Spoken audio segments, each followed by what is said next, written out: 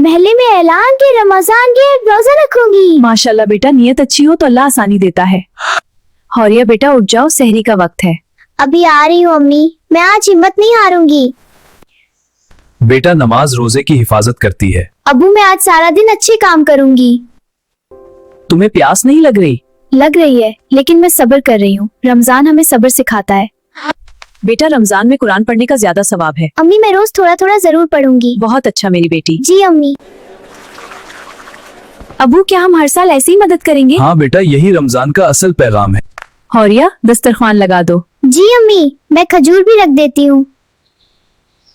अल्लाहु अकबर। या अल्लाह मेरे रोजे कबूल फरमा। आमीन। शाबाश हौरिया, तुमने पूरा रोजा रखा। अल्हम्दुलिल्लाह। अम्मी मस्जिद में कितनी रौनक है। क्योंकि सब अल्लाह की इबादत के लिए जमा होते हैं। अम्मी मुझे बहुत प्यास लग रही है, लेकिन मैं सब्र करूंगी, अल्लाह मुझे देख रहा है। बेटा रोजा सिर्फ भूख नहीं, अच्छे अखलाक भी हैं। रमजान ने मुझे सब्र और मत करना सिखाया। अगर हम ये आदतें सारा साल रखें तो हर दिन खूबसूरत होगा।